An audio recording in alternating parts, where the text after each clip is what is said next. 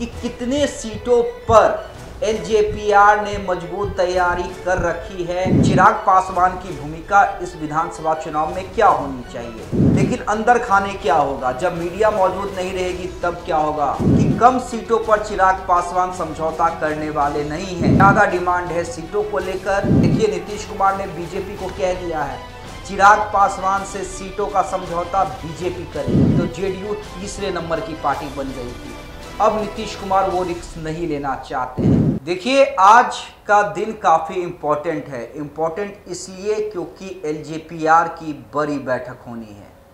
जी हाँ, प्रदेश कार्यकारिणी की बड़ी बैठक। तमाम जिलाधिकारी, तमाम नेताओं को बुला लिया गया है। तमाम सांसद भी मौजूद रहेंगे, ऐसी भी संभावना बताई जा रही है। हालांकि प्रदेश कार्यकारिणी की बैठक है, लेकिन वरीय नेताओं की भी मौजूदगी आपको दिख सकती है। और ये बैठक किस लिए इम्पोर्टेंट है, हम आपको लगातार बता रहे हैं, क्योंकि आज तमाम मीडिया चैनलों की नज़र, तमाम पत्रकारों की नज़र इस बैठक पे होगी। 11 बजे से ये बैठक शुरू होनी है और बाद में प्रेस ब्रीफिंग की जाएगी।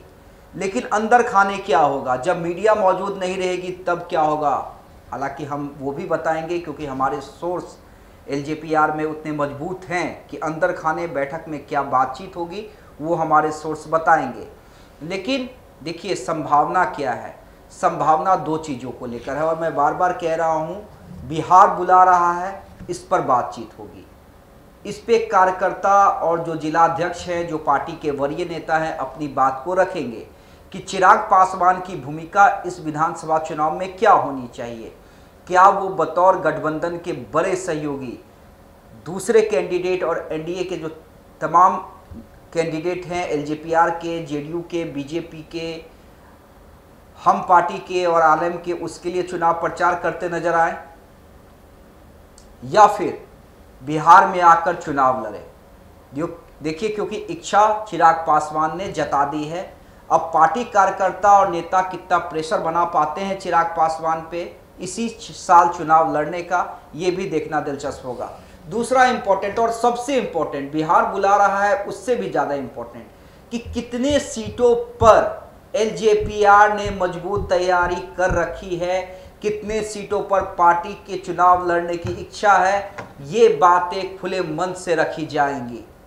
हालांकि उस समय मीडिया नहीं होगा, मैं बार बार कह रहा हूं, उस समय मीडिया नहीं होगा। मीडिया के लिए बाद में प्रेस ब्रीफिंग रखी गई है। लेकिन जैसा कि मैंने आपको पहले ही बताया था कि कम सीटों पर चिराग पासवान समझौता करने वाले नहीं हैं। जेडीयू की ज़्यादा डिमांड है सीटों को लेकर। कई रिपोर्ट्स जो आई हैं, 115 सीटें जेडीयू चाहती है, और ये भी फार्मूला चाहती है कि बिहार विधानसभा चुनाव में बड़े भाई की भूमिका में जेडीयू रहे, यानी कम से कम बीजेपी से एक सीट ज़्यादा जेडीयू लड़े। अगर इस दोनों मांग को बीजेपी मानती है तो अन्य सहयोगी दलों के लिए सीटें काफ़ी कम हो जाएंगी, खासकर एलजेपीआर के लिए, जो 30 से ज़्यादा सीट पे लड़ने का मन बना चुकी है।